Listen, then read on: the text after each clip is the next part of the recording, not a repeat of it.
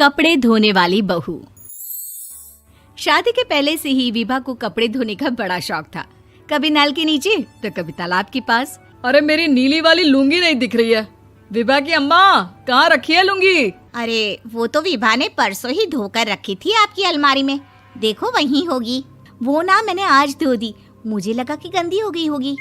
अरे कैसे गंदी हो गई थी? उसे तो मैंने पहना भी नहीं। हे भगवान, इस लड़की के कपड़े धोने की आदत से परेशान हो गया हूँ मैं। जितना तो घर में राशन नहीं आता, उससे कहीं ज्यादा डिटर्जेंट पाउडर का खर्चा है। इसकी शादी करवा दो, शादी जाए अपने घर में ही करे काम, फिर चाहे घर के कपड़े धोने हो या पूरे गांव के।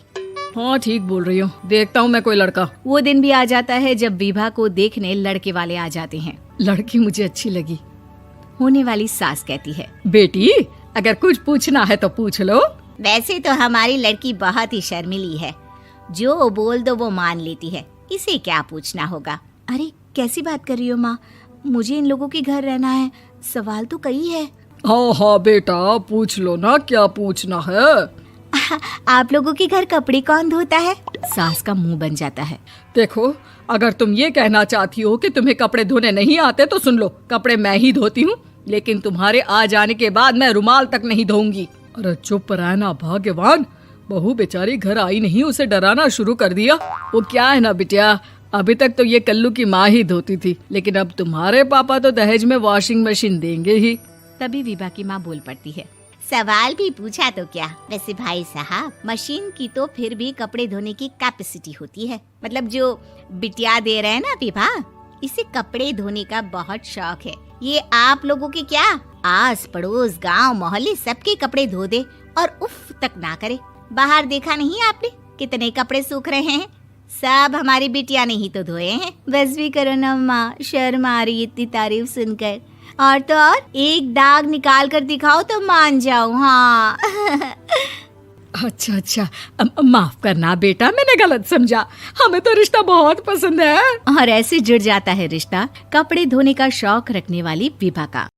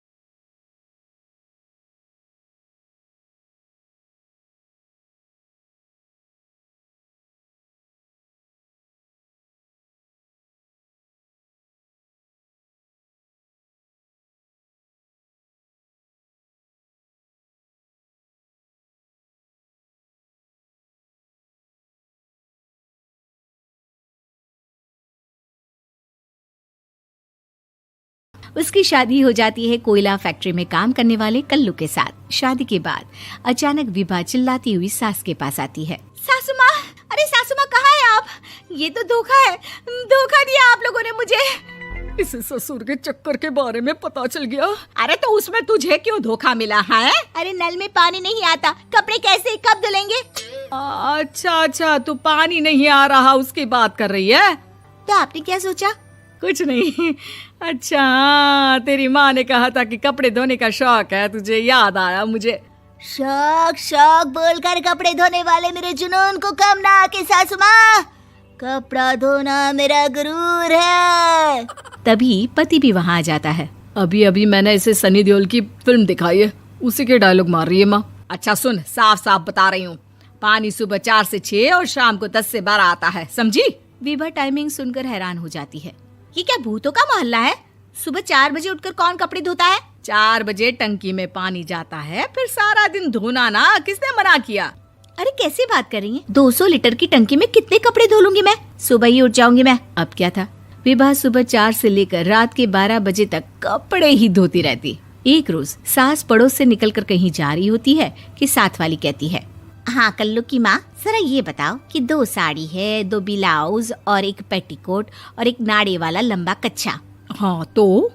अरे तो क्या, कितना लोगी धुलाई ये बताओ। धोबन दिख रहे हैं हम क्या? हमारे पति सरकारी नौकरी से अभी अभी रिटायर हुए हैं और बेटा सुपरवाइजर है कोयला फैक्ट्री में। धोबन समझ रखा है हमें? हाय रे कल्लू की अम्मा, माफ कर दो, वो तो मोहल्ले में यही सब बता रहे थे कि तुमने बहू को कपड़ा धुलवाने के काम में लगा दिया है। सास को पड़ोसन की बात सुनकर गुस्सा आ जाता है। वो घर पहुंचती है जहां घर के बाहर ही इतने सारे कपड़े सूख रहे होते हैं जितने कि किसी धोबन के घर पर। अरे ओ कल्लू की दुल्हन, बाहर निकल। माँ जी यहीं आ जाओ, बाथरूम में चादर धो रहे हैं हम। अरे अभी हम धोते हैं, तुमको बाहर निकलो। ये आस पड़ोस वाले बोल रहे हैं कि हम बहू से कपड़े धुलवा कर उसे कपड़ा धोने वाली बना दिए हैं।